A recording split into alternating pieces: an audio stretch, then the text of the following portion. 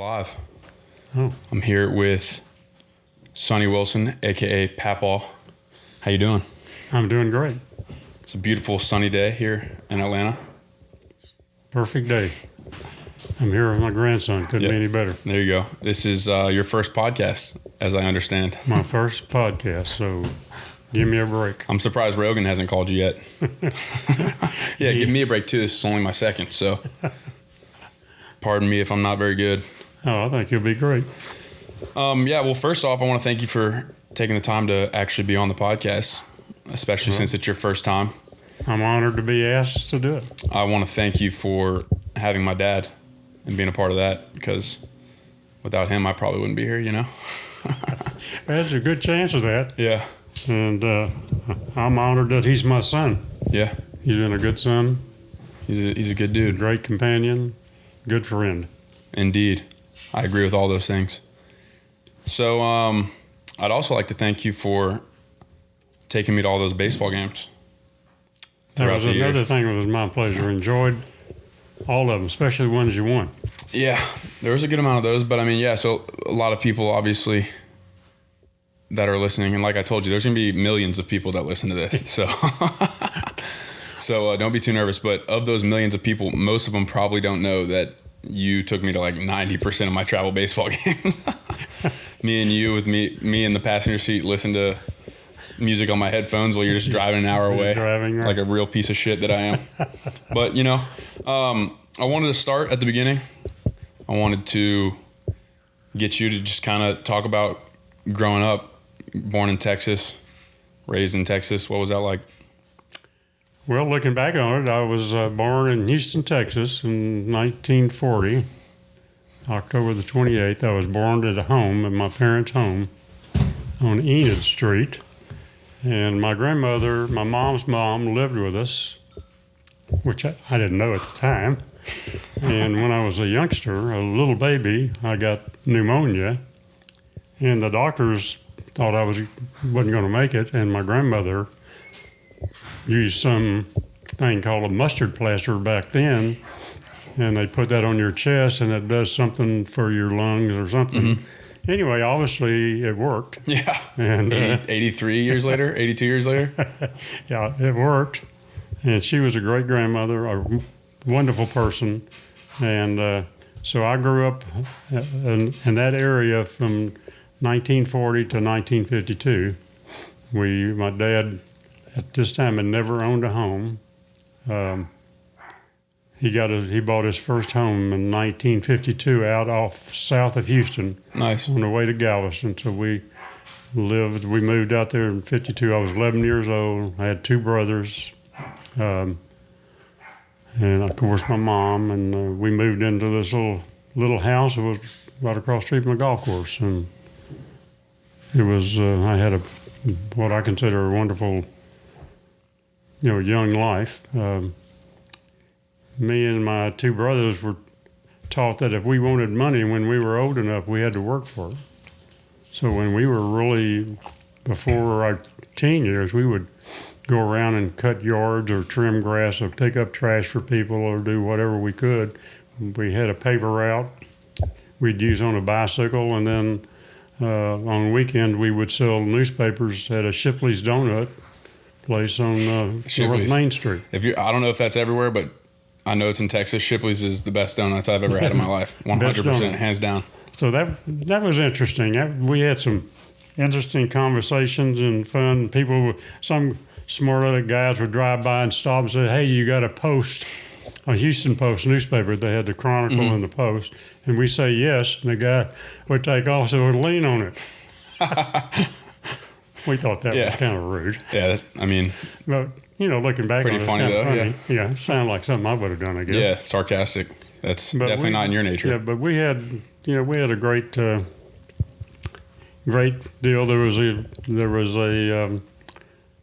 We had a Manual Baptist church that we were members of, and close to that was a boys'. It was not a camp, but it was like a gym for all the kids in the neighborhood, and we would go there and we could play basketball or, tiddlywinks or whatever they particularly have. I don't remember all the things because I was a young boy. Yeah. But I guess before that, though, let me kind of digress a little bit. Actually, before we moved there, my dad had a little bitty house and a little bit of land out off of Airline Drive, which is close to where we live. Mm-hmm. And what part of Houston was that? It would have been in the northwest side of Houston. Okay, so but near the city. Yeah, near cool. the city. Nice. At the time in the 40s, I mean, Houston was pretty small. Not as widespread as it is now. Right, not so many suburbs. So he had a cow and some chickens and stuff like that because he grew up in Iowa, and that's what they Yeah, had. that's awesome. And that provided meat and eggs and milk. That's a goal. And, that's goals right there. So we enjoyed that. So once we moved, my middle brother and I one day got this wild hair to go walk over there, which we didn't realize how far it was, and really even how to get there. Yeah. So we thought, well, we'll go visit that house. So we took off, and we were walking down Airline, and we walk into a service station, and the guy says, "Can I help you, little boys?" And he says, "Yeah, can we get some water?" And the guy said, "Sure." So he gave us one. I said, "Where are you going?" And we told him. Well, he knew something was wrong. Yeah. So he called the police. Oh, no. So in the meantime, my mom couldn't find us. Yeah. And she called my dad. He came home from work. And they had no idea where y'all were. They had no idea where we were. They looked all over the neighborhood and couldn't find us. So some way we told the police where we lived, and they took us home. There you go. The times have changed, though. You don't see that very often nowadays with kids just, hey, we're going to go walk across town, especially a city like Houston. Yeah. Nobody would go walk across downtown We were so Houston. young, we didn't realize the distance. We would have never made it, actually, probably. Hey, now you know, though. But you would consider it was a pretty... You weren't like rich or anything. Oh, no. Your dad was a carpenter, right? I made more money in my older years looking at Dad's Social Security rate, because I made more money in 1 year than he made his whole lifetime. Holy cow. So what do you think he would have said about that if you told him, if he was alive for that? Oh, he probably would have been proud. Proud, yeah. He was a genuine good old boy, He was Iowa boy. He was a carpenter, Middle America. A master carpenter. Had a lot of talent in wood building and building houses and stuff like that. He was very, but he'd been proud of it. He was alive when Terry and I, my other younger middle brother, started a company. Yeah. So he was still living then. Yeah, and you mentioned you moved to a golf course, or in a neighborhood with a golf course that kind of sparked your love for golf, I'm guessing. Yeah, it was a city course, and I didn't know anything about golf at the time. They had across the street there was a baseball field and a big park, an open area, and then there was part of a city golf course called Glenbrook. It used to be a country club, but the city bought it. So it's a municipality, public. Yeah, okay, public course, and so eventually I went over there and tried to get a job. You know, and I lucked out. A bunch of little guys, young guys, we'd clean up golf balls. We would go out and find golf balls. We would do whatever we could to make money and help them, and then we'd get paid a little bit. Sure. If we found a bunch of golf balls, there was a bayou that ran through. We'd go down the bayou in the mud and the water and dig out all these golf balls and clean them up with Clorox, and we'd sell them. What's funny is I'm not going to mention any names, but I have a buddy who, him and his brother, they worked at a country club, and they knew how to get in like after hours, so they would just go to the driving range and take like dozens and dozens in bucket. I went to their house and they have literal buckets of golf balls, because they're like Callaway practice balls, which are better than better than most, right? So. Yeah, well, back then they didn't have those. They had pretty cheap golf balls. Not nowadays. Titleist Pro V1s and stuff. They didn't have anything like that. Yeah. The pros obviously had a different brand of balls than the normal. They probably sold them at the country club. Yeah. The most famous brand back then was a Titleist. It probably still is Titleist today. Pro V1s. I don't know much about golf, but I know that's popular. So we were able to work at the golf course, caddy. I worked in the pro shop some. we did all kinds of stuff that they needed somebody to do that they didn't want to hire to do it. They had a maintenance crew that cut the grass and, changed the cups on the greens and did the sand traps and all that sort of stuff. We didn't do any of that. But you got a job there, and then you started playing and all that. Is that how? Yeah. How old were you when you started playing? What would happen was one of the assistant pros, once a week, he would take all the caddies out and teach them golf. Oh, that's cool. So we would go out, and what he would do, he would pick a club, like we'd start off with a 9-iron. It's an easy club to hit, to learn, because it's got an open face to it. Yep. And so we would play 5 or 6 holes, sometimes 9 holes, with just one club. Mm-hmm. And he would teach us all the different types of shots that you're going to end up with when you play a round of golf, especially if you got trees. He'd put a ball behind a tree. The green would be in front of you. The ball's blocked by the tree. So, he would show us you got to punch it out to the left or the right. And if you punch it out maybe to the right, you're going to be in the woods still, but maybe a clean shot. Yeah, I remember you telling a story about where you had to play. You were right-handed, and he made you play entire rounds left-handed. Yeah, he told us, he said, you're gonna end up a lot of times with a left-handed shot. You need to learn how to hit a ball left-handed, even if it's marginally. Like, you just need to be able to know how to generally do it. Yeah, well, because a lot of times these different trees have got big roots, so the ball's behind the root. You got to get out of there some way. And so he taught us, and there was like 5 or 6 caddies.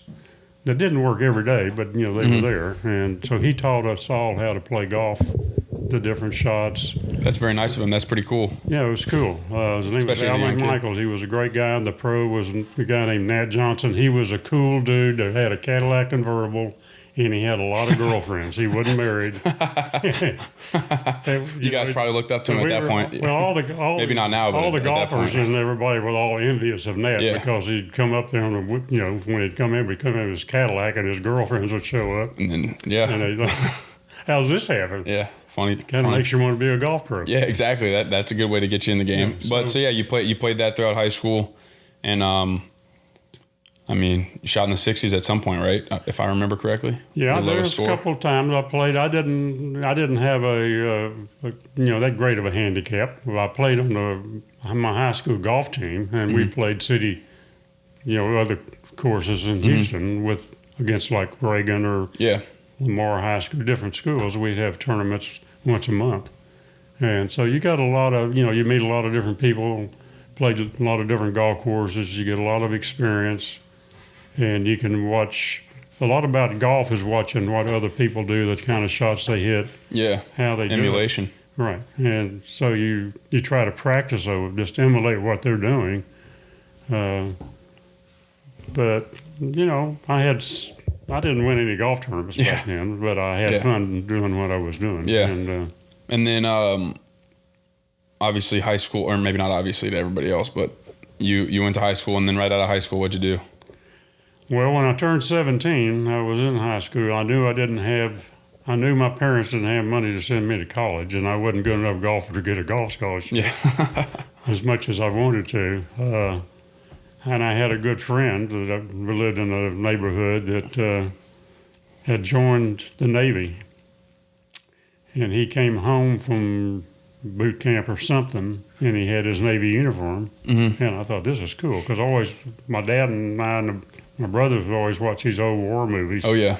And the ones I liked the most was not carrying a rifle in the mud and everything is the Navy. So on the water. When I turned 17, I told my parents that I wanted to go join the Navy Reserves, and I did. Nice. So the next summer after that, in 58, I went to boot camp in San Diego, and the first time I'd ever been on an airplane, they picked us up at the airport, at Hobby Airport in Houston, and we flew in a twin-engine plane to Oklahoma City and picked up a bunch of guys, and then flew from there to San Diego. So the plane probably had 60 guys on there. They had a pilot, a co-pilot, and a stewardess. Mm-hmm. And when we got over Arizona, we flew over the Grand Canyon. And back then, the planes didn't fly real high because they were prop engines. So we flew not a lot of low. altitude. So we got into a lot of turbulence. This plane was up and down, just bouncing around, and every guy on the plane, except for the crew, got sick. And by sick, throwing up. And in a hot, like probably not pressurized. Right. Engine plane. It was oh god, it looked like a cargo plane with seats in it. I never in my life got seasick or airsick. Mm-hmm. So we got to go up to the cabin. The 5 of us. And everybody except the crew and 5 of the people on that plane threw up.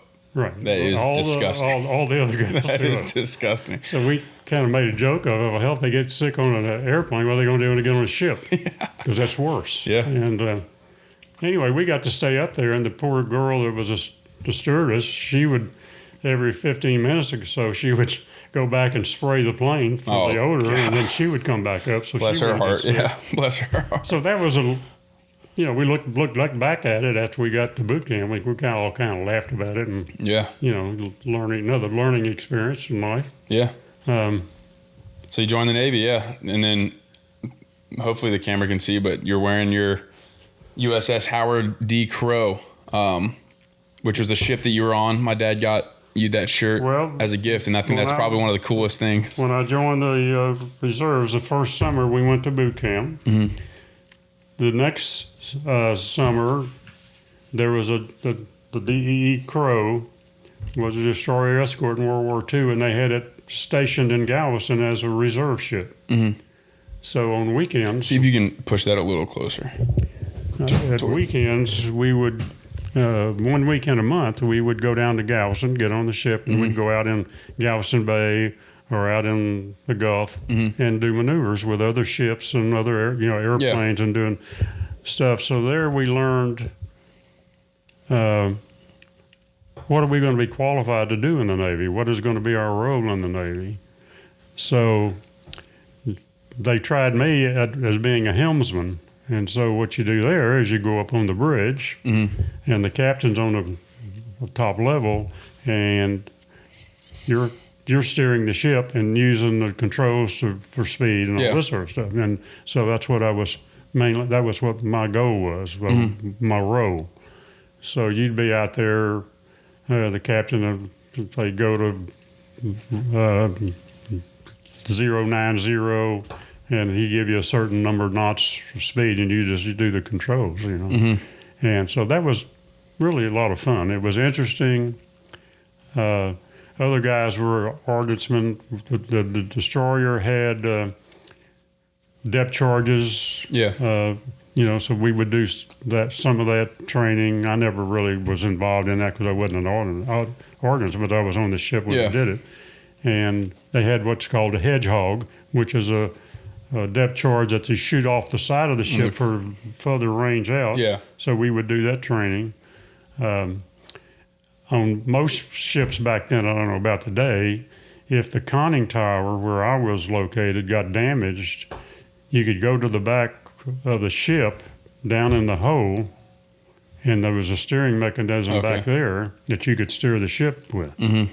You're in a dark, well, it had a light. The bottom of the bottom of the ship. Yeah, I'm good on that one. And so when they would shoot off depth charge, we had to practice that. So when they shoot off depth charges, the back of the ship would come up out of the water. And, you're back there going...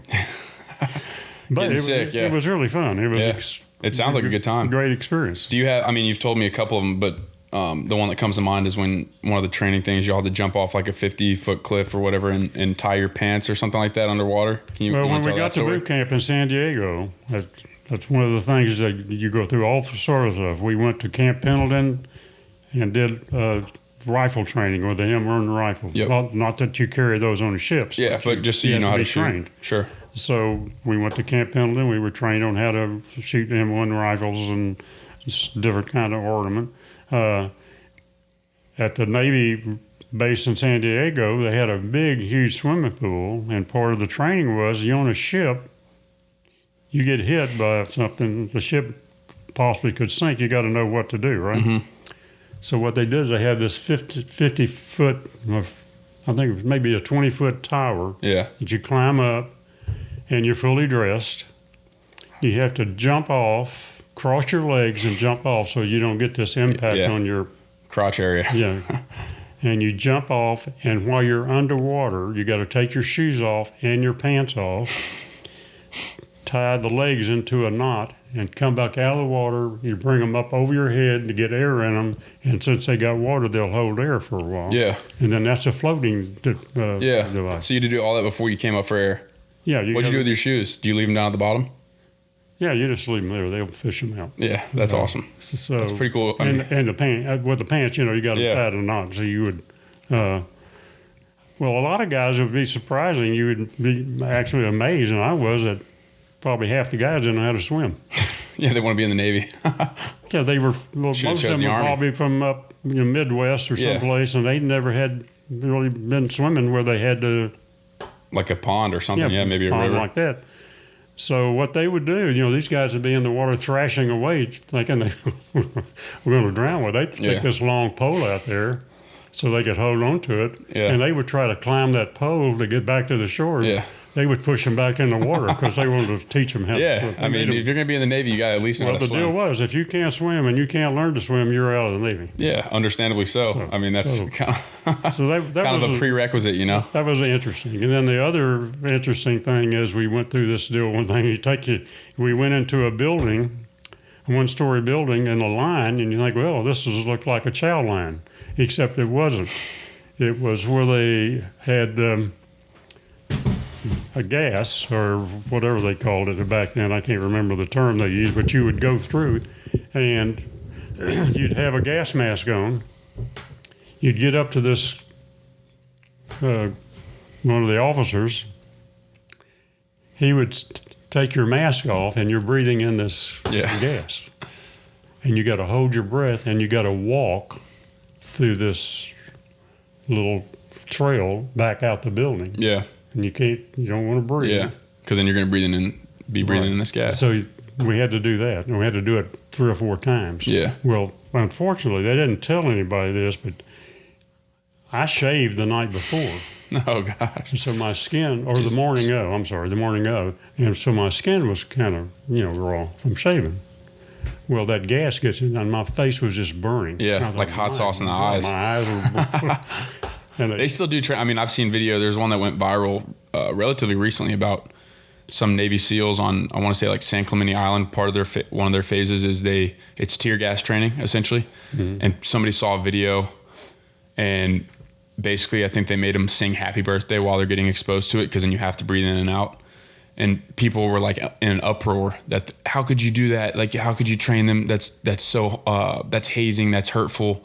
Blah blah blah blah blah. And then all these dudes in the Navy are like, this is literally our job. Like, if the first time we get exposed to tear gas is when we're in the field or on in a lot more serious situation, then we're going to be screwed. So I just thought that was funny. They still do that, I guess, but I just thought it was funny. Yeah, that I'm sure they still do it, because you got to get that training, whether you're in the Army or the Marines or the Navy or whatever. And then what about the you have a story about boxing some guy? Oh, well, this is a reserve. So, when I went active duty, what they do is the second time I ever got on an airplane, I flew a DC-3, which was back then a small 2-engine airplane, from Houston to Atlanta, and took a short flight to Charleston, South Carolina, which I had a Navy transfer base.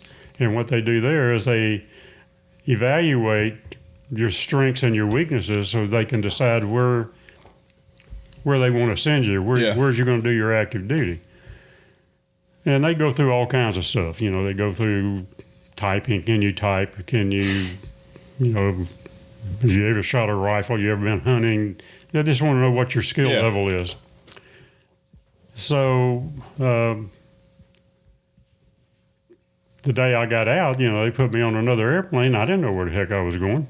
Yeah. So we landed in Jacksonville, Florida, got on this bus, and we finally get to this place, pull in, and on the outside of it says NAS Jacksonville. What the hell is NAS stand for? It must be a ship out here. Yeah. I'm thinking there's a destroyer. Yeah. Well, it was an air base. It was a naval air base. What the hell am I doing at the Navy air base? Pardon my English. And it turned out one of my skills, because of my background with working with computers and things, was typing. I took typing in high school, and we'll continue that conversation, but that definitely comes full circle in what you did after the Navy. I'm sure. Yeah. So I could type. You know, I could type 30, 40, 50 words a minute, depending on what I was doing. Well, so what I got assigned to was I was the captain's kind of secretary, you know, kind of in administration. Yeah. Turned out to be a cool, easy job because I didn't have to just type. do a lot. But see, the Navy is a lot different being in the Marines Army. You don't do a lot of marching except special events or something like that, you know. And so I got to, you know, I went every morning, opened up the office, did whatever the captain had for me to do as far as correspondence. We had a couple of instances while I was there that we had one of our crews crashed in air base in Georgia, really right up by Marietta. I can't remember that name. Up by Lockheed Martin. I know what you're talking about. Dobbins. Yeah, Dobbins Air Force Base. They were doing touch and goes with a plane that was called a P-2V and had 2 recip engines and 2 jet engines. So what they would do, had a crew of 8. It was a sonar reconnaissance plane, submarine hunters. And they came in for touch and go landings. You come in, touch, take off. And on one of the, normally what they do is they turn the jets on when they took off and when they landed, in case you lose an engine. Well, on one of the passes, one of the big prop engines went out, and they don't know, because everybody got killed in this crash, they don't know who did what, but somebody... All 8? Everybody died? Everybody. The pilots and all the crew got killed. That's tragic. They turned off the wrong engine. They feathered the wrong... One engine's out, they feathered the wrong engine. And they all just... So they had no control of this big plane, and it just crashed into these... And it was going fast, too, obviously, because it just touched you. That stinks. I mean, that's... So you had to write the letters for them? Yeah, so the captain wrote these letters. I had to type them up and mail them to the family, and I had to gather up all the belongings. That's probably a pretty somber experience. Especially because... It was very emotional. Yeah, people that you know. Yeah. So that was one of them. Then, in another instance, we had a reserve crew that came in the summertime, and I think they were from Texas. And so our pilots, we were going to take them out at a night training course in the St. Lawrence River or the Jacksonville River. Wait, in Florida? Yeah, in Florida. St. John's River, maybe? No, St. John's. I think, yeah. Yeah, they were. So they were doing night runs. This plane had a spotlight on the end that you could shine in the water to spot craft, you know, submarines or ships. And evidently, they don't know exactly what happened, but that plane, whoever was flying the plane, followed that light right into the water. No. So they just lost bearings. They just followed the light instead of going straight. That's brutal. They just didn't realize, they didn't look at their altimeter to see what their elevation was, and so the whole crew. I'm sure there might be even some physiological predisposition for humans to do that. When it's dark, you try to find the light. They say it's not really, especially in wartime, it wasn't unusual that happened. And did they die? Yeah, all of them were killed. And you had to write the letters again? We had 2 crewmen and 1 pilot that died, and the other crew was from Texas, the main crew. And so you had to get those letters typed and sent. And had to gather up all, their personal belongings, and and that's a very touchy. Yeah, because there are guys that are probably either your age or close to it, maybe a little bit older, but. Yeah, some of them, some of the petty officers had been in the Navy for a while. Well, of course, the pilots. Which stinks is then they probably have families. Yeah, there were guys probably in their early 30s and had families, and we didn't know any of them, but the guys that got killed that we did know was sad. Sad. And then what? Back to that boxing story you said. Well, when I was in transfer school before they shipped me over there, I was in the gym just working out one day, and they had this punching bag, a speed bag. Yeah. So I was up there just boop, boop, boop, acting like I knew what I was doing. This guy that probably 3-4 inches shorter than me came up and says, Are you a boxer? And I said, no, I'm just trying to get some, Rep. exercise reps, He said, well, you want to box a little bit? I said, well, sure, I'll box with you. Well, he beat the crap out of me, and it turns out he was a Golden Gloves boxer in New Orleans. He didn't tell me that before. Yeah. But, I would... Smart of him. I would line up and have my left arm out, because I'm right-handed, and he would hit me 3 or 4 times on the right side of the face before I could even react. That's pretty funny. He never knocked me down or out, but when I finally stopped, You said, "I'm good, man." Done. If you knew that he was a Golden Gloves boxer, you probably would have changed your mind. I would have changed my mind immediately because I knew I wasn't any good. Yeah. And it was interesting, though. I mean, it was fun. Yeah. And so overall, like because obviously Micah and some other younger guys, I'd be interested to hear their lessons that they've taken out of being in the Navy. But what are like some of the biggest lessons that you learned when you're in there? Well, the biggest lesson is how to work with other people, because you're going to meet, in life, you're going to meet people from all over the world, in my case, all over the country, from the East Coast of Mid-America, the West Coast, and everybody's a little bit different in their beliefs and, how they do things in life and how they get along with people. I noticed people from the Northeast are assholes. Well, I wouldn't say that, but they were harder. I mean, their personalities are harder. It's like their upbringing was harder. Well, I've spent several months in Boston and Maine and New York, and some of those in the winter. Mm-hmm. And it's some of my best friends are actually from Boston, and it's no surprise to me at all that those are some hard people because those winters are like you just literally will not be a good human being or even really survive if you're not a hard-nosed. Well, all right, that's part of their upbringing. You can't really, it's hard to judge them. I mean, you want to judge them, saying what the hell's wrong with you or something, but you got to keep your mouth shut. Yeah. Most of them in normal times are good guys. Yeah. I mean, if they got riled up, you want to stay out of their way. I mean, and I never had really a problem with them. We did have a big guy, an Indian from Oklahoma, who was an Indian chief on a real chief of a tribe. Oh, wow. In some way, he joined the Navy. Well, he was a guy to be friends with. Yeah. Because if anybody gave anybody any problems, he would, if he liked you, he'd take up for you. Heck yeah. So we awesome. would all try to run around with him. Yeah. Good friend to have. Yeah. Because we had a football, like a touch football team. We played these other squadrons. Well, he would be like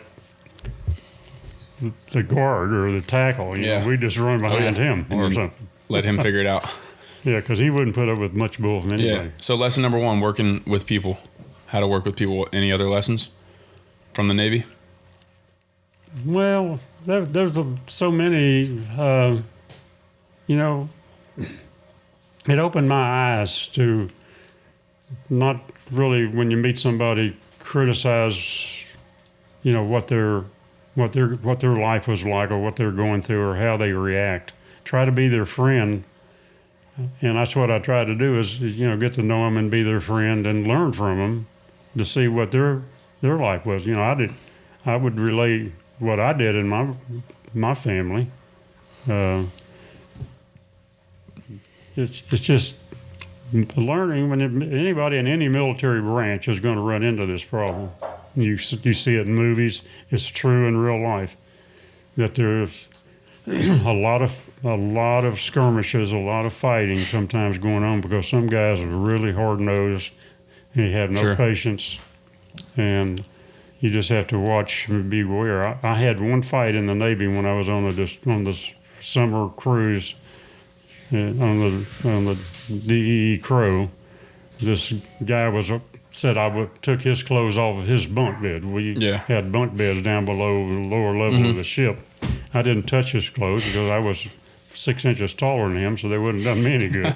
So we duked it out a little bit, and that was really the only time I ever got in any kind of fight or anything in the Navy. But I mean, that's the type of stuff that's maybe to be expected. Like that, there's kind of no harm, no foul in anything like that. It is, because there's a lot of frustration there. You got, when you're on a ship, you're in a small area. Close quarters, man. Yeah, and it's like when your siblings share a room. Did you ever share a room with any of your brothers? Oh, yeah. I had two brothers. My parents had a bedroom. The three of us had one bedroom. Yeah. So The three of y'all? yeah. Now, my older brother moved out when he was 15. He was a hard-headed brother. That's pretty crazy. But even to think about, like, talking about what we were talking about earlier in terms of it being a different time, that's, I mean, at least in my upbringing and the community that I grew up in and all that stuff, all my friends, to think about somebody that I knew, let alone my brother, moving out of the house at the age of 15, wouldn't happen. And if it did, it would have been like national news in our area. Well, the friends I ran around with in high school, one of them, Henry Norman was his name. He had one brother, but he was much older, so he was already out. Yeah, it's like almost like maybe a father figure to him. It's funny you just brought him up. I actually wrote that down. He's the one that passed away in service. He joined the Marines. At Vietnam, and we tried to talk him out of it. He talked about it. He wanted to join the Marines. The Marines in Vietnam, man, that's a serious. We told him, says, Henry, you need to join the Navy or some other branch. Don't go on the Marines. Yeah. But because they were getting the like brunt of it. You know, they were right in the middle. Well, they were in the front lines. Yeah. You know, the Marines would go up, and he was stationed at Quezon, which is a base up in the northern part of Vietnam, and he was a lieutenant at the time. So he'd been. I found out after he died that he had been shot once in the hip. Savage. He could have came home, but he didn't. He healed up and went right back again. Which is admirable. Very dedicated. That's admirable. It was. Yeah, that's incredible. I mean, well, then it turned out during the siege at Quezon, which was a base, military base, there were some guys that got killed or injured from some kind of, I forget the weapon, but they got a radio call to go out. So him and some other guys went out, and he got a direct hit from I can't remember the name of the deal, but anyway. Like shrapnel or something like that? Yeah, shrapnel. He got a hit, a rocket, shrapnel, just instantly killed him. And the interesting part of that was I was married at the time, and Nancy, my wife, and I were at her parents' house. And her dad and I were watching CBS News one night, and they had this reporter at Quezon talking about what's going on, what is happening. Yep. And I wasn't looking at the TV, but this guy says, and I've got Lieutenant Henry Norman here. And you're like, what? Hank Norman is what he called him. Everyone called him Hank. I got Lieutenant Hank Norman here, and we're going to talk a little bit about what's happening and how it's going. Yeah. Well, I'm thinking, surely that's what we called Henry. Yeah. And when Henry started talking, that is Henry. Yeah, that's cool. So they interviewed him, for 30 minutes. Turned out that Henry had already been killed before that thing was. How did you find out that he died? I was at work one day, and another friend of mine, Larry Ross, a guy named Larry Ross, called me and at work and says, I got some bad news. I said, what? He said, well, Henry was killed in Vietnam. I said, couldn't be. I just saw him on TV last night or the night before. No, you're wrong. And he said, that was recorded evidently because he died. And the way he found out is Henry's parents, were notified. Somebody came out to the house, and his mother called Larry and told him. He tried to call me, I guess, and I wasn't available. But and what was that like? What was that like having a friend? Because he was in your crew pretty much. He was one of your well, yeah, I knew Henry close from friends. The fifth grade on. So yeah, what was that like losing a friend? Well, it was devastating. I still have a hard time talking about it. Yeah. So, what's that saying? There's a verse in the Bible about a friend becoming a brother, and like losing or sacrificing his life for you. I guess I don't know. I'm probably butchering that, but there's from extended obviously I wasn't involved in that, but I feel like there'd be a sense of pride almost for you though, that your friend was such a patriot savage. Yeah. Well, he was always an honorable guy. I mean, you know, he loved the country, and he wanted to do his part. He thought, well, he made fun of me for joining the Navy. What the heck did you join the Navy?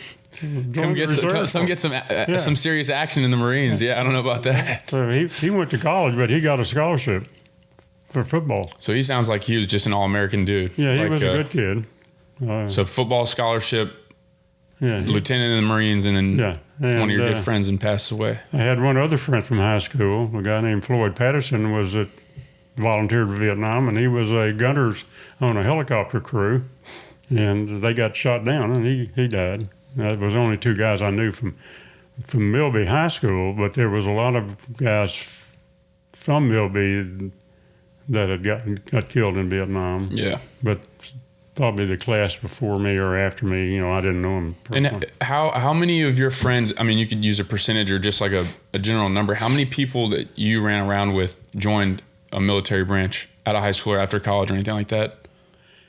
Was it a commonplace? Was it commonplace, you think? The three guys I ran around with most was Larry Ross. He joined the Navy. I didn't know it at the time. I ran into him in South Carolina too. I go, what the hell are you doing here? What are you doing here? Yeah, it was one of those deals. Yeah. And so Larry, Pat Moore was a friend of mine and still is, although now he's got dementia, so he didn't know much. But he joined the Army Reserves. He tried to talk Henry out of not joining the Army and just join the reserves, but Henry wouldn't do it. And there was probably 4 or 5 other guys from high school that I know that were either drafted or signed up. You know, back then you didn't really want to get drafted. Yeah, so you'd rather enlist. If you thought you were going to get drafted, you better pick the branch you want to get into. Yeah, have a little bit more sovereignty over the decision. I'm glad that I picked the Navy because first place, I didn't want to carry a backpack with 50 pounds on it, marching through mud and up the mountains and all this sort of stuff. I mean, you were right in between Korea and Vietnam, correct? Yeah, correct. So, I mean, but obviously anybody who knows even the most minute details about Vietnam and Korea, for that matter, just the Marines and the Army, the stuff that they did. Actually, Korea was in the 50s, so, you know, that was going on because I had a cousin who was severely injured in Korea. I mean, he had a head injury. He survived for a long time, but that eventually killed him. Really? Yeah, but I mean, the soldiers on the ground, I mean, I've listened to several Jocko podcasts, watched several movies, YouTube videos, what have you.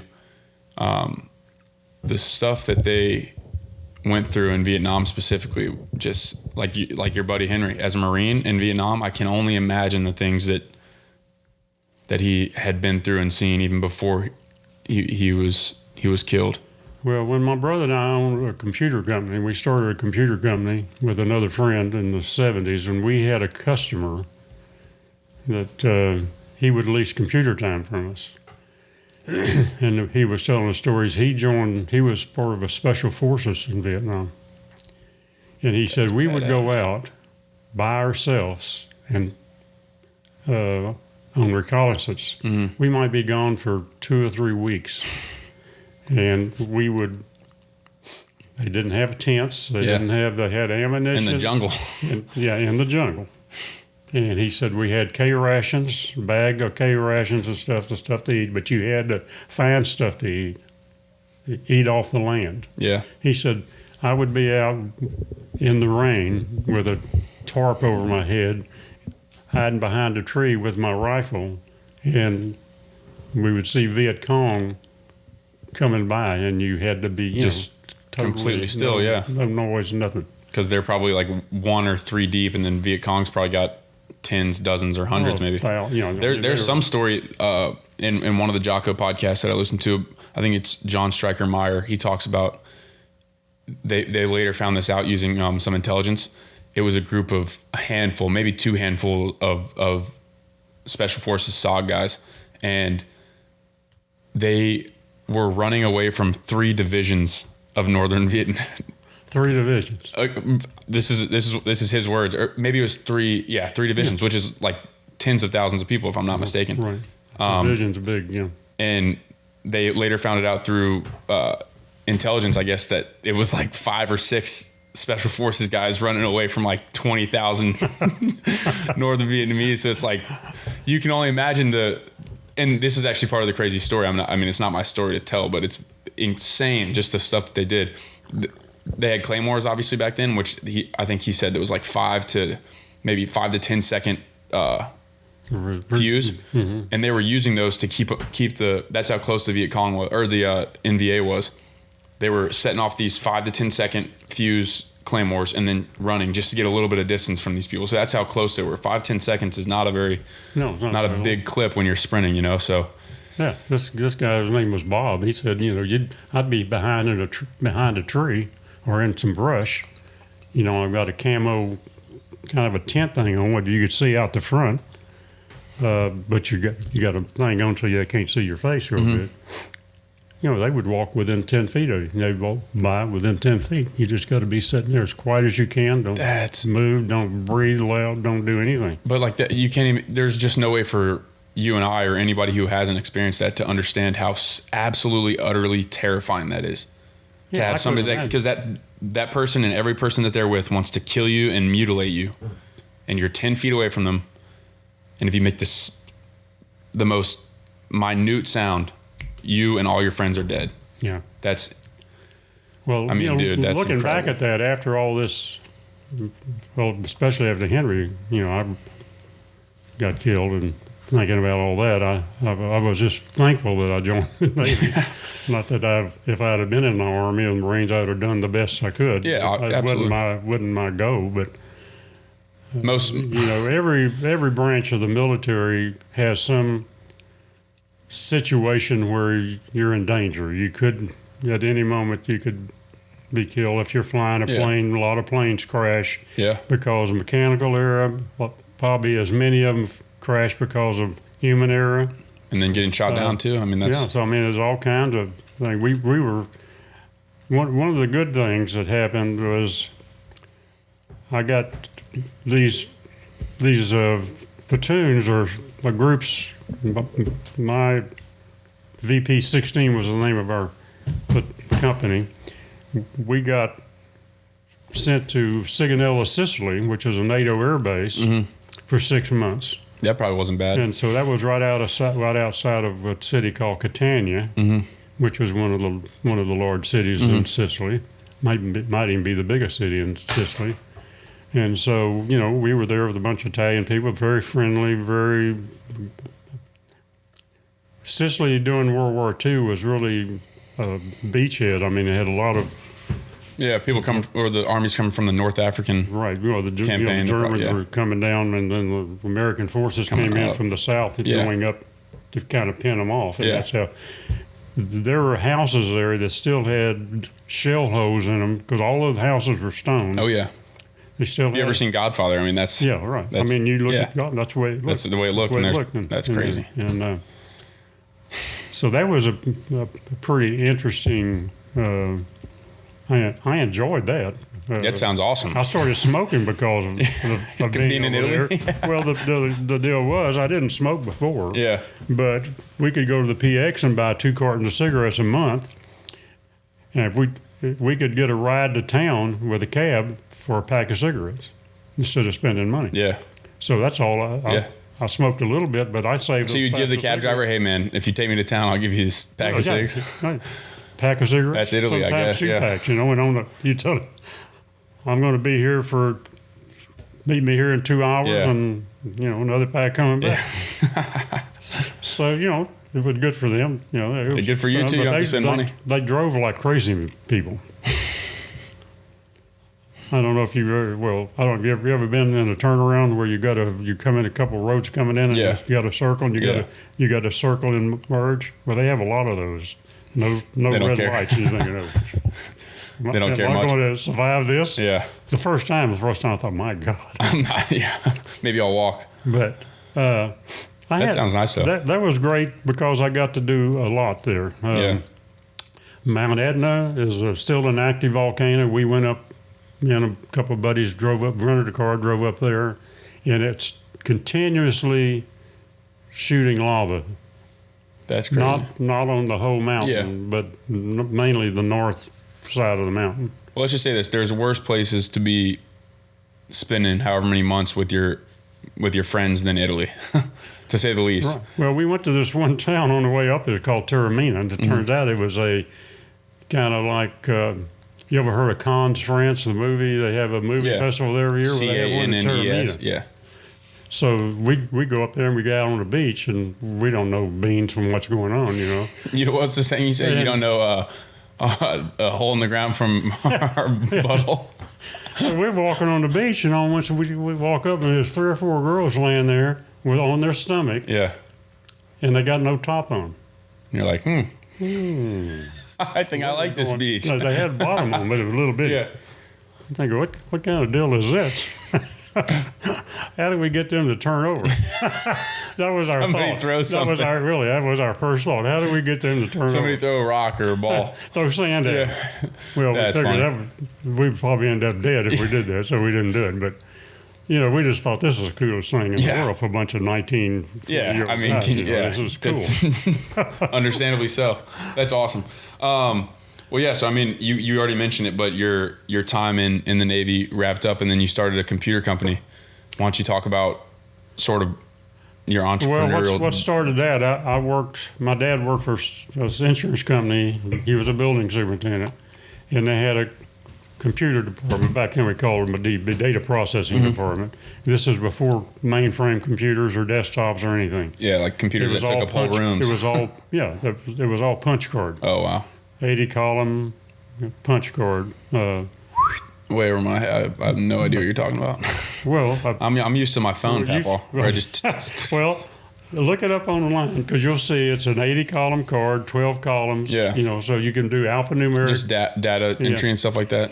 Well, yeah. So say you're doing personnel files. Every employee's got a personnel number. They got a name and they got an address.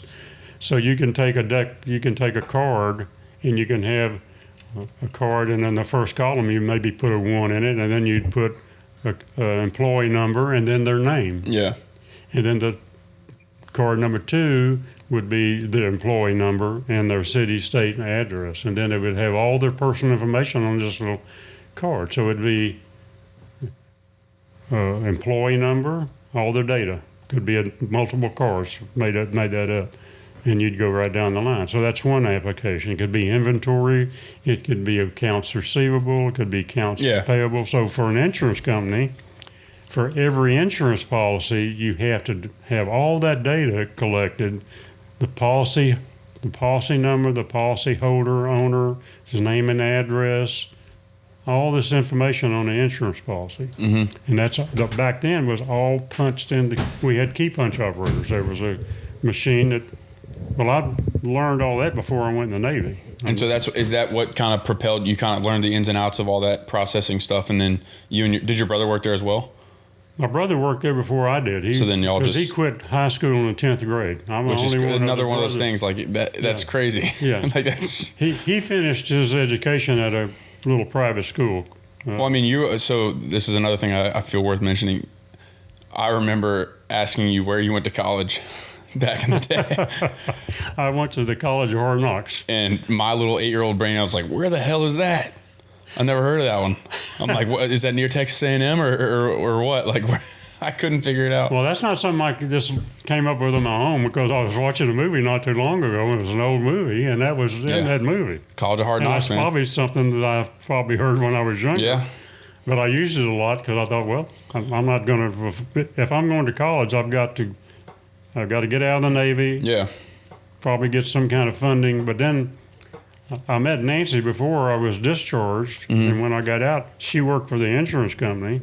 And when I went back up there, we, after a while, started dating. She said, well, I'm not dating him, told this lady, because he's too tall and skinny. Oh, gosh.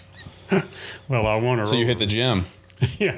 Yep, exactly. So I won her over, and we got married. And So I want to get this straight because I just think that's so cool.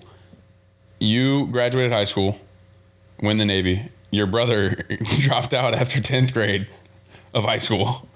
And then y'all worked for this company, learned the ins and outs, and you said, you know what, we're going to teach ourselves how to write software and stuff and start a computer company. So that's basically how it happened. Well, the way we first got started is that we had a next door neighbor that worked for a company on the ship channel on the docks of the Port of Houston. It was a company called Anderson Clayton Cotton Company. So every bale of cotton had codes on it, the grade of cotton, the color of the cotton, where it was harvested. Super interesting stuff. Really. Well, they had key punch machines up there because they had to do inventory. So she got Terry and I a summer job working up there to help them. So we learned. That's how we thought that was pretty damn interesting stuff. Yeah. You're So like, holy cotton. Well, the cotton wasn't so interesting, but just how they processed it was interesting. So we both worked there for the summer. Terry quit school in the 10th grade. And he worked there full time for a while. Did he even ask your parents? Like, or was that just like not a? It was like, hey, he came home one day. He did. I remember. He probably told him he was quitting. Because I'm trying to imagine the conversation with my parents, like your son, my dad. I'm like, hey man, I'm good on this. My older brother quit in the 9th grade. He got in a fight with a football coach. Got in a slugfest with a football coach and got kicked out of school, and he never went back to school. Oh, gosh. And then that's right around when he moved out. That's absolutely hilarious. I'm telling you, it's just a different time, which I think is kind of funny and also very cool because the conversation that would have happened with my parents, first off, they would have thought I was joking. They would have been like, ha, good one. And if I said, no, I'm serious, I'm quitting, they'd be like, all right, find a job, find a house because you're not living here. So that's what my dad told my older brother. And you find a job. Go. I'm not supporting you. You quit school.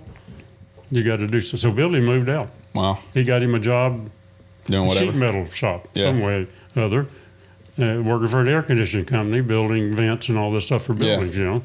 And so that's how he survived. He was he was an older brother that I didn't really agree with or get along with for a long time, but.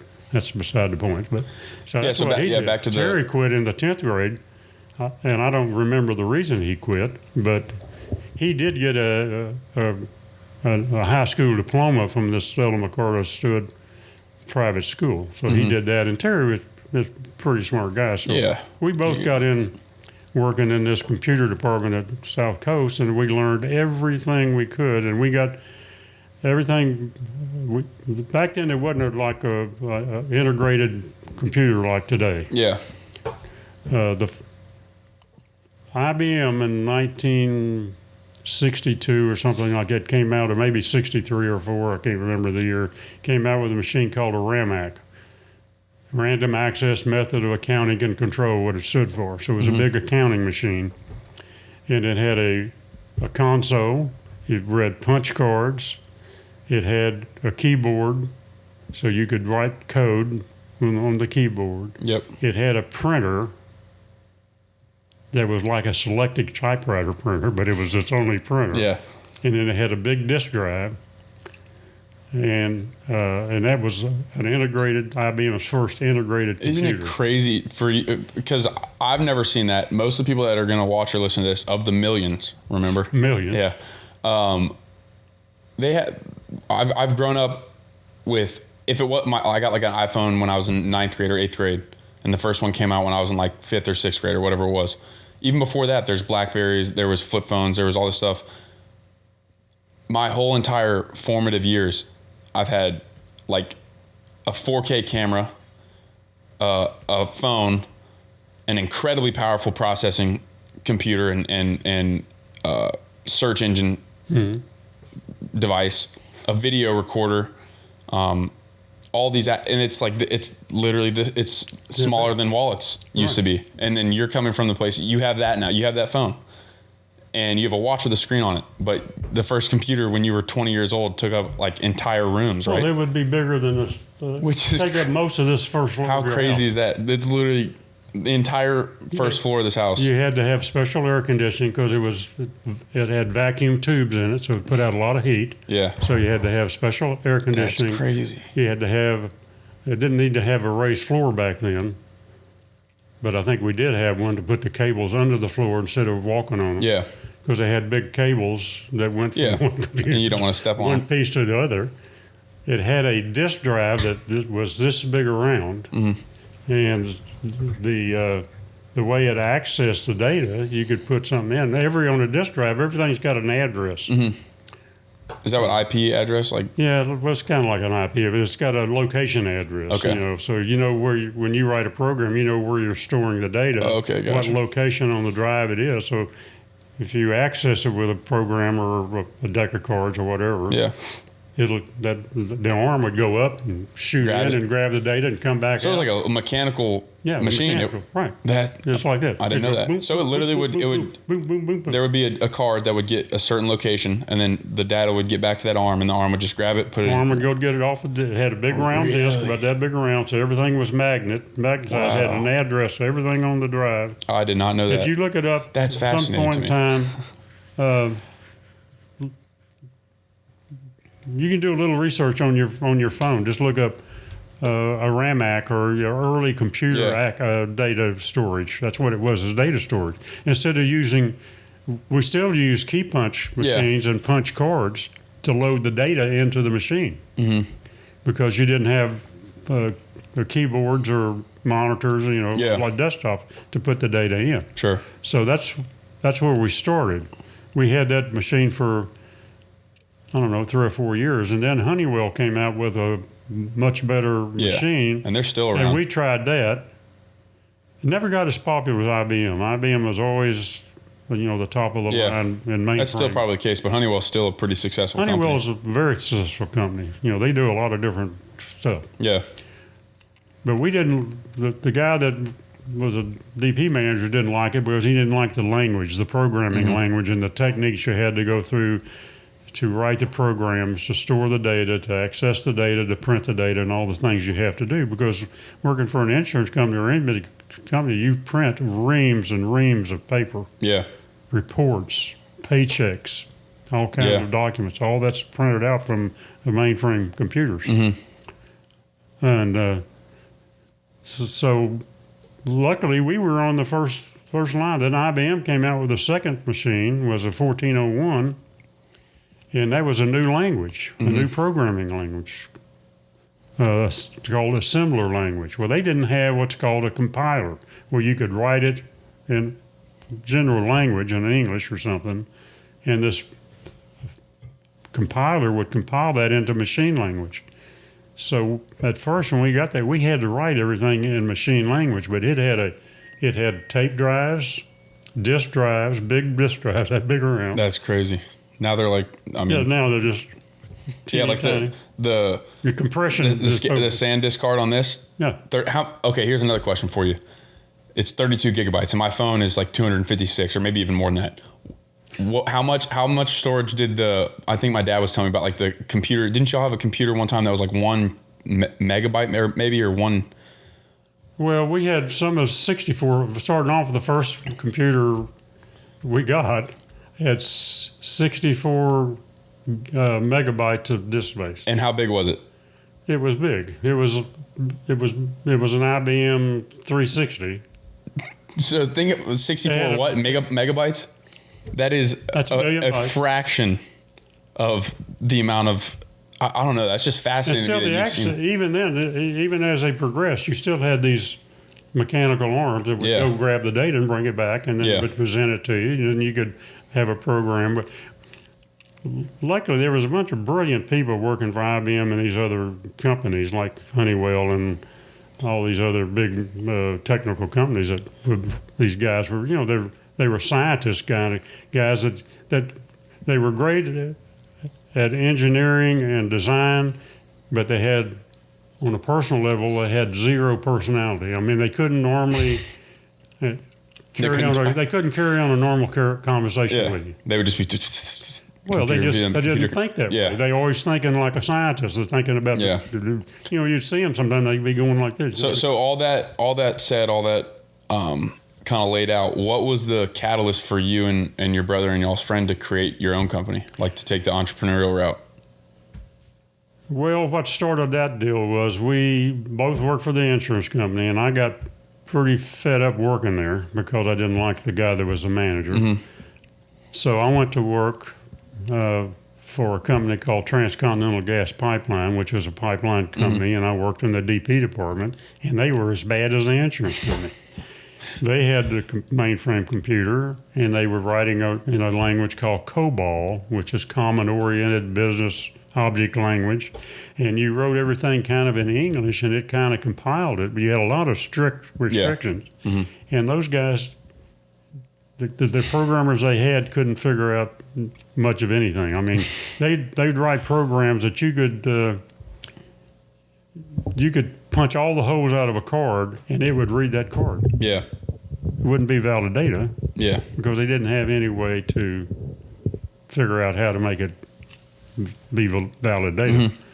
And then what started my downfall there was the manager came in one day and asked me, he said, we're going to have a golf tournament this weekend. Do you play golf? I said, well, I have played golf. I've played golf a long time, but I haven't played in a couple of years. And he said, well, would you be interested in playing? I said, sure. So I went home and told Nancy I had some golf clubs, and I hadn't played with them much. And so I went out and practiced a couple of times. So we had the tournament at this Atascocita Country Club, and I shot a 74. And he never liked me after that because I won this tournament. He thought I lied to him. And you were sandbagging? Yeah. We would call that sandbagging. Where a pitcher would, in between innings or something, they'd kind of just like, and then as a hitter, you're like, oh, this guy sucks. And then he comes in throwing hard. So that's basically what you thought you were doing. Yeah. But I wasn't. Yeah. I practiced beforehand. I'd played for years, I knew what I was. Yeah. And I just lucked out. You played well. Played well. Hit a lot of greens. Him and I didn't get along good after that. He thought I was sandbagging him, and he wasn't happy. So I thought, well, I ain't staying here very long. Yeah. I had a friend who was a paper salesman and product salesman, printing paper and all kinds of equipment that you needed to run a business. And he called me one day and says, you know anybody who wants to be an assistant manager at a medical clinic? And I said, I sure do. He said, who? I said, me. This guy. He said, are you really interested? I said, yeah. He said, well, let me give you this guy's number and you call him and see if you can get an interview. And I did. A guy named Glenn Morris. And I went out there. It was a big private clinic out in the medical center called Kelsey-Sebo Clinic. And they were a very big organization, and they took care of like all the NASA astronauts. They had an office down in because Houston, it's in Houston, so that makes sense. So I got this job there as an assistant DP manager. And so I was in charge of the key punch operators, and there was one computer operator and one other, I think it was one other guy, a programmer, but he just novice, starter. So I worked there for a long time, but, well, I wouldn't say a long time, 2 or 3 years or so, but the guy that was my manager was kind of I'd say a low-class crook. He would do things with customers where he'd get a kickback or something. He would reduce. Just a little sketchy. Yeah, sketchy deal. And so you said, I've had enough. Well, I did. So I went and interviewed at a consulting firm about a job. And so they said, well, we got a couple of places you might be interested in, and one of them was Associated Credit Bureaus in Houston, and they were a national organization for credit bureaus all over the United States. I didn't know beans about a credit union, but they had computers, and I knew that. So I went and interviewed, and they hired me. Well, I go back into the office one day, and Glenn Morris is not there. He was my manager. So I go talk to the guy that was his boss. Well, maybe that wasn't him. He came in to me. He came to me and said, I need to have a meeting with you. I said, okay. He said, well, I don't know if you know it or not, but Glenn Morris doesn't work anymore. I said, no, that's news to me. He says, we found out that he was doing some stuff under the table. I said, well, I wanted to say, well, I could have told you that a long time ago. But I didn't. I said, well, sorry to hear that. And he says, so we would like you to take his job. I said, well, I got bad news for you. I just got back from an interview, and I just accepted another position. And I said the reason was because of what Glenn Morris was doing. Yeah. And I've already accepted this position. I'm going to make more money. I'm going to have a lot better opportunity. So I did. So I went to work for this credit association.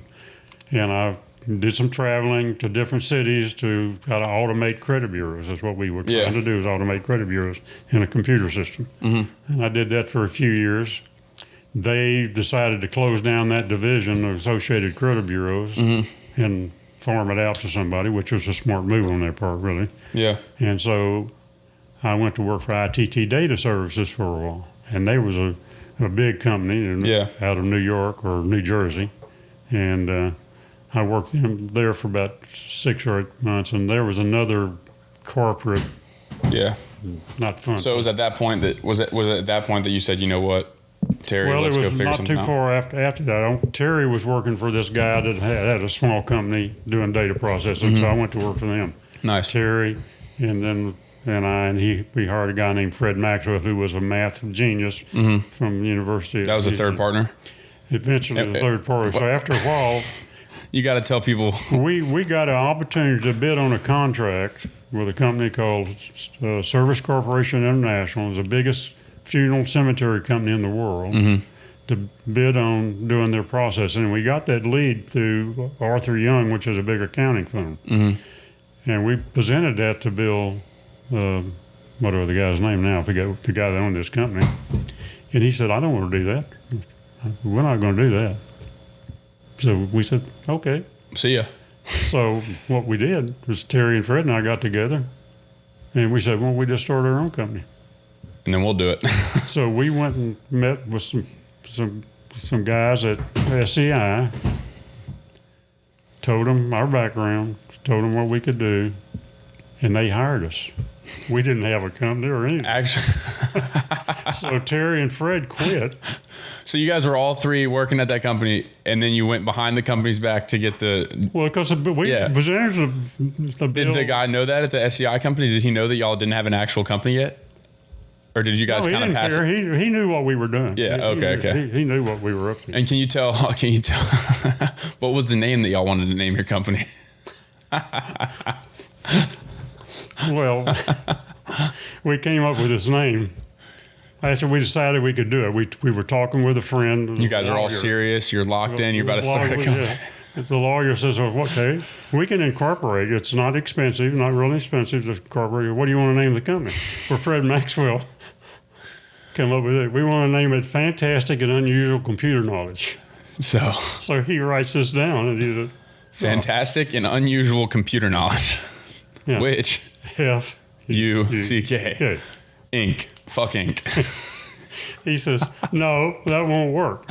Why not? He says the state will never approve that. Can you imagine, though, if you guys had like a commercial on TV or something? Use Fuck Inc. for your computer issues. If you have a computer. Yeah. That's pretty funny. So the lawyer just adamant. He says, you cannot do this. Well, why can't we? Can we try it? Yeah. Can we just get turned down to see what happens? Just to see. He wouldn't do it. He said, I cannot do that, honestly, because it would ruin my reputation. Okay, so we came up with data processing consultants. Way less cool. Way less cool. Useless name. Whatever. So that's awesome, though. So what we did, so Terry and Fred quit first. They started working over there for CI, and we were leasing time from a credit, Houston Teachers Credit Union. They had a computer, and they had the dumbest guy in the world running it. He was an ex-A&M Aggie who was a dumbass. Hey, you're giving the Aggies a bad name, man. Well, you'd have to meet this You sure guy. He didn't go to UT? No, he went to A&M, unfortunately. We all made fun of him. But, yeah. So anyway, we leased computer time. Them Aggies are smart. So I still worked for 6 months and would work at nighttime. So I was working like 18 hours a day. I would work at a job, and then I'd go work, help program and do system design and all this stuff. Because, starting applications, you got to do all kinds of stuff. Front end, a lot of front end stuff. You got to do analysis. You got to talk to their accountants and their office staff. What do you do? What is your job? Yeah. You got to know everything about doing it, the right software that'll help them. So I bet we worked a lot of times 16, 18-hour days. That's brutal. I would work probably till 8 o'clock at night and go home. They would work till midnight or after. I would go in the morning Yeah, before your other to work. do the interface with the customer while they were still asleep. Terry and Fred would come in late in the afternoon, and we'd do that whole thing all over again. And so, I mean, we could have a whole podcast on the journey that it took you on in terms of entrepreneurship and diving into different stuff. But I have two main questions about it, because I mean, there's a lot of small businesses out there, but it's still the as far as I understand it, the vast majority of people are not entrepreneurs and do not start their own business and never embark on that journey for any number of reasons. What was the hardest thing about being an entrepreneur, about starting a business? Organization, figuring out, first place you got, in our case, 3 guys who have similar talents. Fred was, from a computer standpoint, the smartest.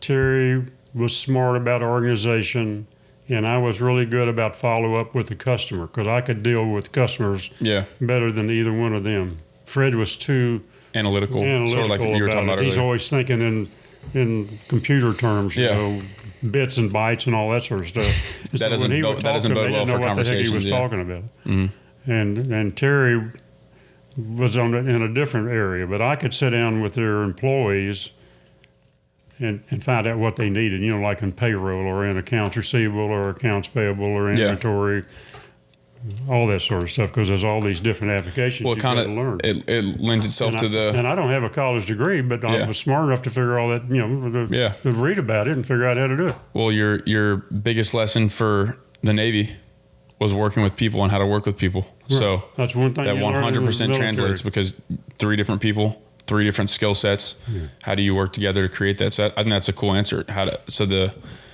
hardest thing was organizing and creating a team. The second question is, do you have any advice for somebody? I don't know how old you were, but say there's a 25-year-old guy or a girl out there that's starting a business. Doesn't have to be computer, but like just an entrepreneur. What would your one piece of advice to them be? Do as much research as they can about the business that they want to start. I mean, find out everything possible thing you can about your service or your product, your market. How big is the market?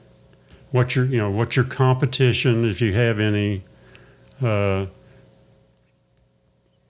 Find a company or a vendor or somebody that you think you can market to and talk to them. Just present yourself, introduce yourself, and tell them what you want to do, and find out if there's what kind of interest there is out there for them in that market. Do as much research as you can. Yeah, Jocko Willink would call that iterative decision making. Instead of like burning every ship and jumping off and then going to start a business and then like that, you take one step in that direction, you get a little feedback, you take another, then you get a little feedback, you take another and get a little feedback. So basically iterative decision making. And you've got to listen to them. You got to learn to listen and not talk. Yeah. You ask them a question, listen to them. I need to get better at that. That's one of the reasons that I'm doing a podcast. Helps me learn how to do that. Because if I have you on the podcast and I talk the whole time, that's... Yeah, that's right. Because you go in and you're talking to them and you're telling them how they should run the business, you're not going to get that job. Yeah. You're not going to be successful. You have to listen to them and what their problems are and what they're trying to solve, and then come up with a solution for that on paper, put together a presentation to come back, present it to the beginning to the person you're going to work with on a daily basis, to the management above them, and present this deal. And if you do that properly and have patience and understanding with them, then you're likely to get that opportunity to do the work and start a business. Yeah. Because it's really 90% of small businesses fail. It's just because of a myriad of problems. It's hard. It's a difficult thing to do. The main problem is that you don't have enough funding. So, when we started this, we had no money coming in. Yeah. But you had a client already, which is good. For the first couple of weeks, we had no money. Yeah. I still had a job. Terry and Fred just quit. They had zero money. They had money, whatever they had saved. Which probably wasn't a lot at that time. It wasn't a lot. But Terry's and Fred's wife both worked. That's nice. So they had some money coming in. Yeah. But Terry had 3 kids, and Fred didn't have any. So they scrounged, and they'd work nights. Yeah. We had a lot of good fun times. Yeah, Nancy didn't like all of them because we had a lot of. It's funny that you just brought up Nancy. I was actually my next question. I was going to segue into that. I mean, like I said, hopefully we'll get you back on here. We can kind of dive more into each individual aspect of your life. But Nana, rest her soul, passed away in July the 7th of last year, 2022. And basically from the downstream effects of dementia. Right. And I wanted to, this is obviously kind of, I mean, it might be a tough question, but what did you learn about marriage and being a husband and a partner through that process of having to watch Nana sort of go down that dark path of dementia and see her ultimately where you were her primary, you were pretty much, you did everything for her. So what did you learn about marriage and being a husband in that time? Well, that's an emotional question. And if you don't want to answer it, then that's totally fine. I'd like to answer it, but it's just you really find out how much you really love somebody and what you'll do for them. Because when she was diagnosed with dementia, at first she didn't know who I was. I mean, all of a sudden, she didn't know me from anybody. She would sit there on the couch and we'd be watching TV, and she says, "When is my husband coming home?" I'm here. I'm right here beside you. Yeah, and you're not my husband. She would say that. She didn't know who I was. And that's got to be so weird. She would say, "When is Sonny coming home?" "Sonny's here. I'm here. I'm here with you." And she wouldn't believe you because I remember her calling my dad. Yeah, she didn't believe me. She would call Dad and say, "Yeah," and he was right next to you. Yeah, that was hard. But after talking to the doctors, they said she didn't know. That part of her brain is gone and will never come back. So you just have to have patience with her. So my deal was, we've been married for 52 years. I'm going to do everything I can to help her, but I know there's a limit to what I can do for her. But I'm going to try to help her every day, do what I can, and appreciate her. And celebrate the 52 years of marriage. So it's still hard to talk about. I believe it. Because I'll never love anybody like I loved her. How could you? Yeah. I mean. And I don't want to. So. Yeah. 50 years. And I'm 82 years old. Who would want me anyway? Well, I was about to say, I don't know if you have time enough to make up for a 50 plus year relationship. So no, unless you live to 150. Well, I'm not worried about that because most people that's my age don't know where to come here or sick them anyway. That's got to be one of my favorite sayings that you say, "Don't know come here from sick 'em." And then the other one about "Don't know your asshole from the hole in the ground." That's one of my favorites. Those are all things that are not original with me. This but they're here over the years. When you're in the Navy or you work for big companies where they're around a lot of people, you're going to hear all kinds of. And you learn this in college. Yeah, locker room talk is a real thing. I mean, a lot of these things will stick with you. Yeah, and they just. It's funny because most just fit the moment. A lot of times most of the phrases and the words that not the words, but most of the phrases that you remember from baseball for me and probably the military for you and starting a business, most of them are not clean. Most of them are not PG, which I find to be funny. Perhaps not ironic though. Well, one thing also that we learned, especially I did. I was kind of the face of our company at TVI. Terry and Fred would work nights and weekends. That's a good looking face. And I was the interface between the customer. Yeah. So when there was any blowback or why haven't you finished this or why haven't you finished this, well, I kept statistics and I kept records of what was going on and what was our delay and what was the customer delay. 90% of the time, It was a customer's delay. They didn't get the data to you in time. The data was wrong coming in.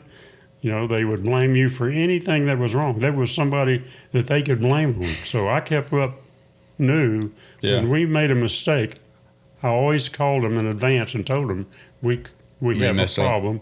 It was our problem, and we'll fix it. Mm-hmm. We know what caused it. We'll get it fixed. Because when you're developing software packages, it's hard to be perfect because you don't get all the data coming in correctly, and you're trying to program this system to fit every eventuality, and it's almost impossible. Well, even outside of the relatively small realm of computer or software, specifically, that piece of advice right there, you would call them immediately, and you would say, we messed up. Right. We're going to fix it. It's our problem. So you're taking accountability. You're taking responsibility. You're taking initiative because you're not like, oh, crap, well, hopefully they won't find it. Nope, no. Look, I want you to know up front, we messed up. Here's the issue. Here's how we're going to solve it. And I think that lesson right there is 100% transcendent from just your even entrepreneurial endeavors themselves. That's like an entire life lesson, I think. Right. I mean, you got to understand them. The people that you're dealing with are working for somebody above them. And they're getting all this feedback from above. Sure. They're panicking. They're going to find somebody else to blame it on, not themselves. Yeah. There was this, I'll give you an instance of this happening. SCI, this Service Corp International, the biggest funeral home company in the world, that was our customer for 17 years. They hired some dude, decided that they wanted to do their data entry instead of us doing it. So they hired a bunch of people. Aggies. I don't know who they hired, and I don't know what their background was because they didn't ask us. They didn't ask us to help them. Well, one month I get this call from this vice president of the company, and he's chewing me out and says, you guys have double entered our data. I said, we don't enter your data. You send us a mag tape with the data already on it. You key punch it, you enter it, we get the tape, we process. Well, you process this tape twice. I said, no, we don't do that. He said, well, I'm telling you what happened. And I said, well, I'll prove it to you. Let me do some research, and if I'm wrong, obviously we'll correct it, and we'll do whatever needs to be done. So I went and grabbed the mag tapes, the data, wrote a program, downloaded the data, and all through there were duplicate transactions. So they, on their end. Well, what they found out, amazingly, they hired this key punch operator who must have been simple-minded or something. She figured, I've got to stay busy, right? So what she would do, she'd get a batch of receipts, that's money coming in, right? Mm-hmm. And she would enter them in their keyboard, which would go into a computer hard drive. Well, if she ran out of work, she'd grab that stack and enter them again. It's like I'm practicing here, right? She has no idea where this data's going. So in some cases, she would enter it 3 or 4 times. And the guy called y'all and said that y'all messed it up? Well, they looked at their bank statement that showed they had millions of dollars more than they had in the bank. They're like, the IRS I mean, not in their bank statement, but their financial in their accounts statements. Receivable probably. So we don't have that much money. What have y'all done? Y'all have entered this data twice. I says, no, we haven't. So I proved to him. Yeah. I had the guy come over to Olive's. Yeah. And, well, he was an a-hole. But anyway, I proved to him. I said, we don't do that. And if we did, we would accept the responsibility. But we're not accepting responsibility for something we didn't do. Yeah. Well, to be honest with you, after that, I mean, they appreciated the honesty in us helping them get it straightened out.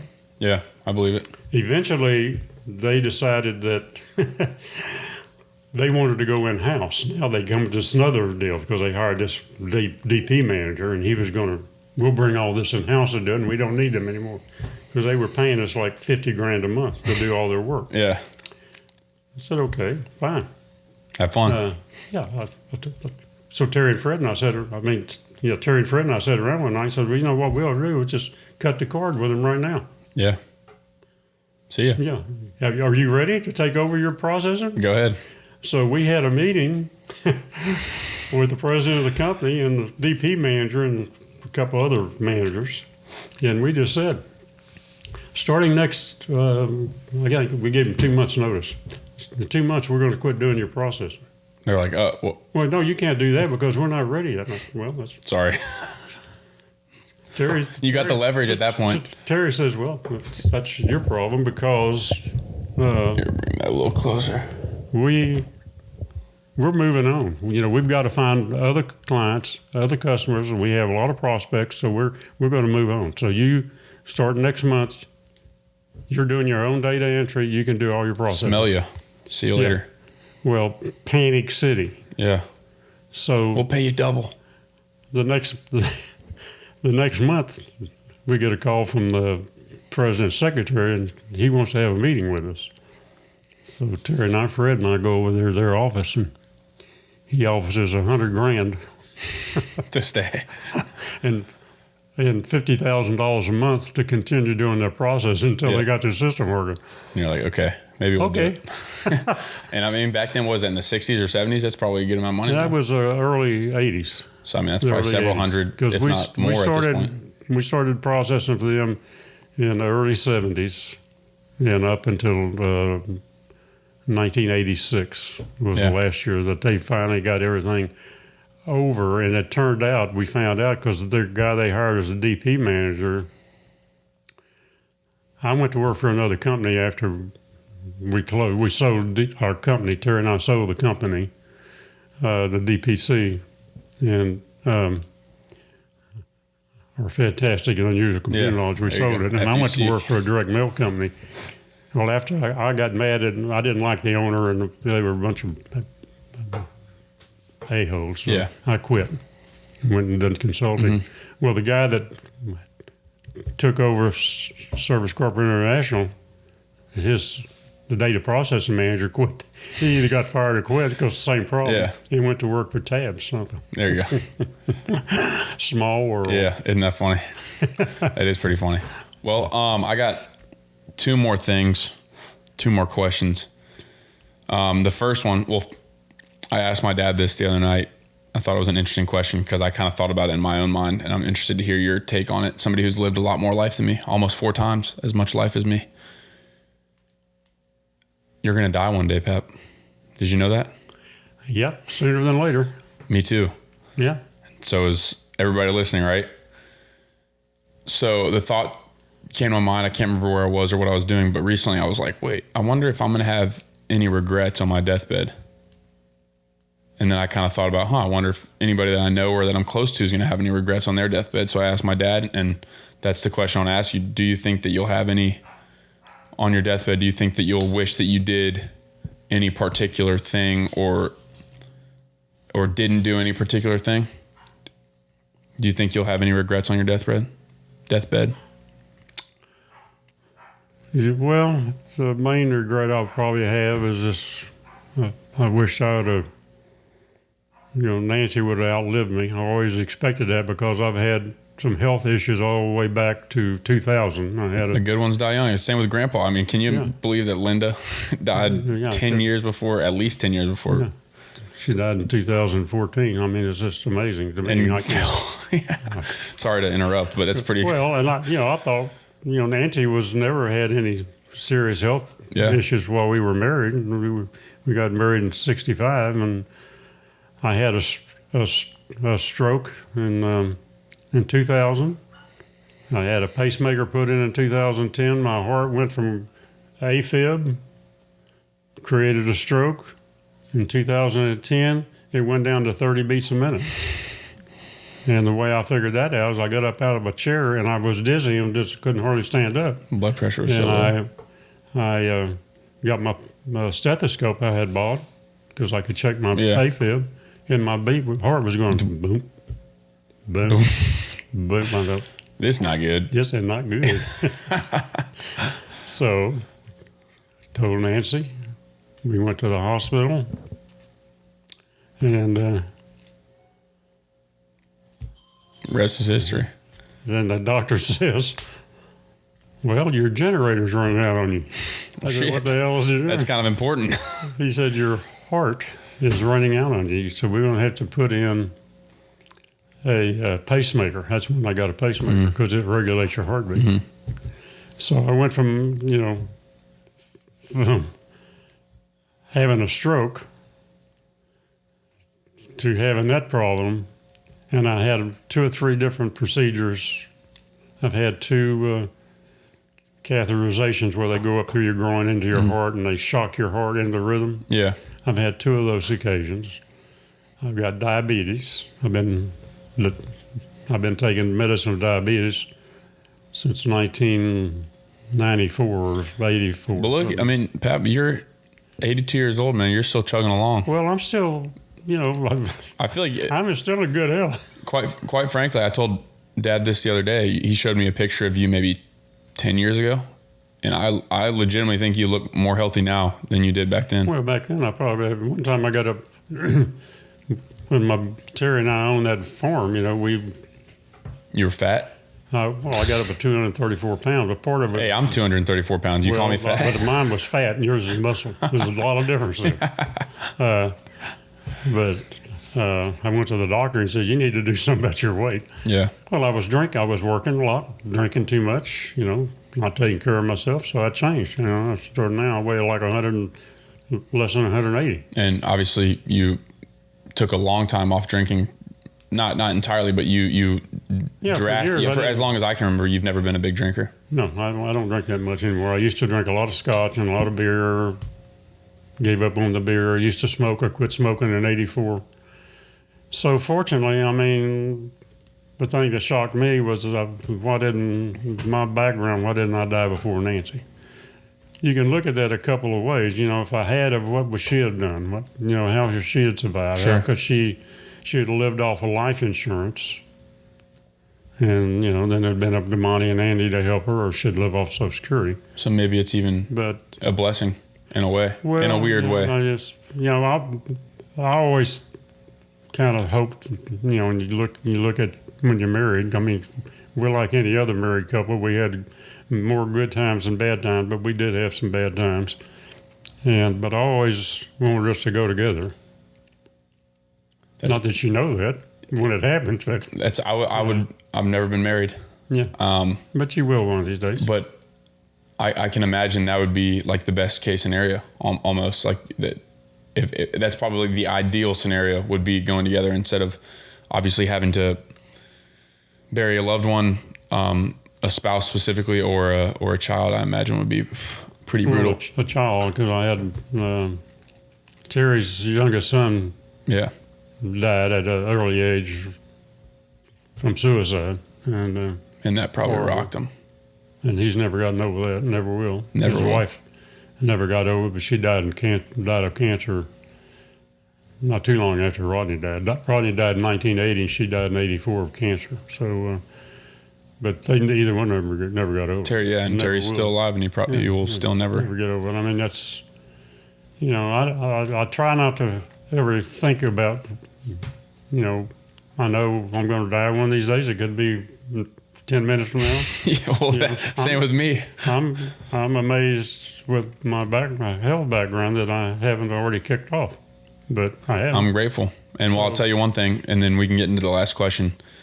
I definitely think that your continued movement and even you guys moved here, you didn't have a job, but you were literally driving me like 5-6 days a week to practice, to games, talking to parents, moving around in the hot sun, walking from field to field, all these different things. And you've always been helping out Dad and Mom as much as you could, or Nicole, taking her and her friends. So it keeps you mentally and physically, your acuity in both those areas is maintained. I think that's an important part of me lasting as long as I have. 100%. I would be willing to bet all of my small amount of money that's the case. Well, luckily you don't have to bet it, but I agree with you. I think that's part of it because, I live in this senior living apartment building right now, and most of the people that live there are single age, 80-year-old women or whatever they're. And it's kind of sad. I'm sure they like you, huh? There's a few couples, but not very many of them. Yeah. And There are a rowdy bunch of ladies in there. I've been in there a couple times, man. They're rowdy. They got something going on now because 3 couples have moved out this weekend, or 3 families, or 3 ladies. Yeah. I don't know if they got husbands or what, but. Well, so last question. I don't know if you even knew this. The podcast is called the Tyro Experience. Have you ever heard the word Tyro? I've heard the word. I'm not sure the definition. So I was looking up names, thinking about different just words that I felt would best represent what I want this to be and what I feel like, which basically I want this podcast to be representative of me, honestly, and where I am currently in life. Tyro means novice or beginner, and it stems from the Latin word meaning young soldier, meaning a young man who just entered the military. And so in many ways, I feel at the ripe age of 23, about to be 24, I feel like I'm a tyro in life, essentially. Like, I just feel like there's so much to learn. There's so much to do. I just feel like a beginner in so many different senses. And that being said, that being the premise of this podcast and this conversation too, what would your advice for a 24-year-old young man be, with all the life experience, all the knowledge that you have, all the things that you've done, seen, and heard? You could do 2 pieces of advice, or one piece of advice would be good. Just one piece of advice for a 24-year-old guy in today's world. I would say try to figure out what you want to do 10 years from now or 20 years from now. What would be the most important thing you could do for your happiness and for your financial goals? Figure out what that is and do the best you can to get there. Work, study, investigate, dig into if it's an industry or doing what you're doing now, doing podcasts or writing articles or writing a book. You've had a lot of good life experiences, and those are good experiences that younger people need to know and need to learn. Because where are they going to get it from? Because normally, a lot of parents, they raise their kids and that's about it, and then they put them out in the big world, and the kids have got to figure out you've been fortunate because your parents are with you, and support you, and they help you, and they teach you. And so try to, if you can, figure out what the heck do you want to do 15 or 20 years from now. What do you want to be known for? If you write a diary or a book, what would it be? First off, I appreciate you sharing that. That's great advice. I'm reading a book by Jordan Peterson right now. Have you ever heard of him? No, I think I've heard. Me and Dad have probably talked to you about him. But he talks about vision and how important having a vision is, because without a vision, you really can't have hope. Right. Because if you don't have a thing that you're striving for or an aim that you are trying to hit, then it kind of makes it nihilistic, to be honest. So that's kind of what you just said in a different sense. Have a vision, find out what it is that you want to do, create a vision, and then go for it. Yeah, go for it. Work as hard as you can for it. You might fail. You might not ever get there, but you tried. And if you don't try, you got no complaints about anything.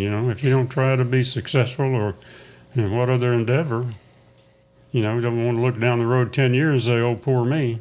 Yeah. If you didn't try. Just because you could try as hard as you can and still not be successful, because other people might be in your way, or could be any number of reasons not to be successful. But I feel very lucky and fortunate. The people that I associated with when I was out of high school and not having a college degree, but I just did everything I could to learn everything I could about computers, because I figured that's the future. Yeah, and it turned out it was. Good bet.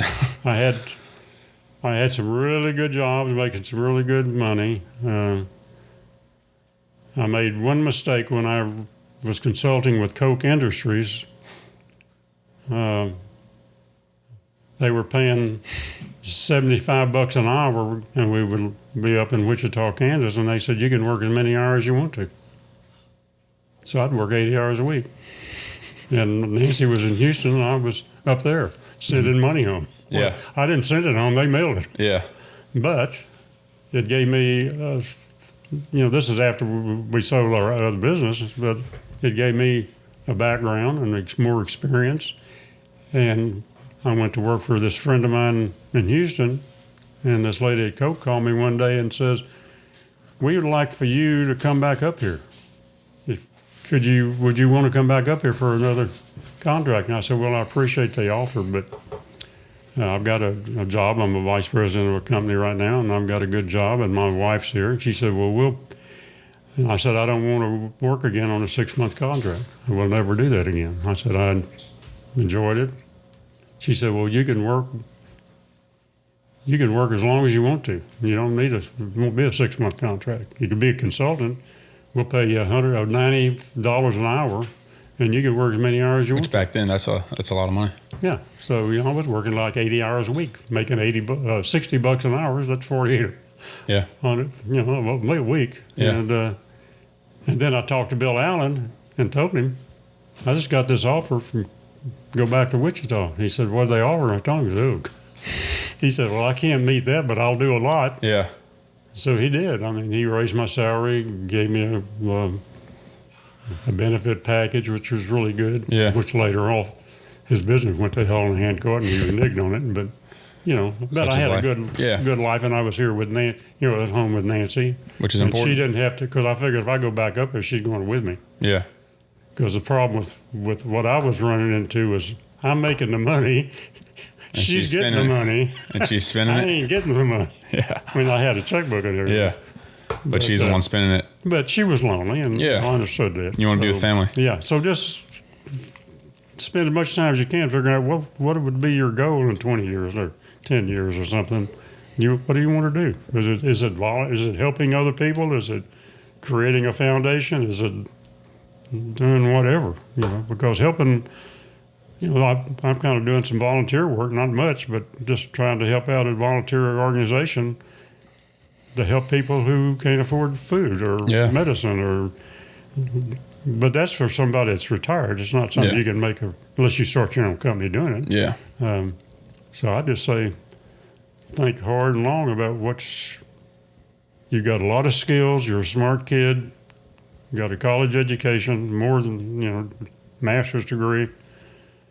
You got a lot of potential ahead of you. Just go for it. And you might not be successful, but you won't have anything to be ashamed of. I think that's a good place to wrap it up, Pep. Yeah. I want to say thank you for being on the podcast. You're episode number 2. So well, thank you for inviting me. Hopefully this is 2 of many. But I also want to thank you for your service in the United States Navy. I want to thank you for being a great grandfather. Thank you. Thank you for being not a great grandson, for being a good grandson. Yeah. Right on. Well, I appreciate it, Papa. You and your brother and your sister. And but I'm your favorite, Yes. I'm the favorite, obviously. Of course you are. Well, thank you, Papa. I appreciate it. Yes. Love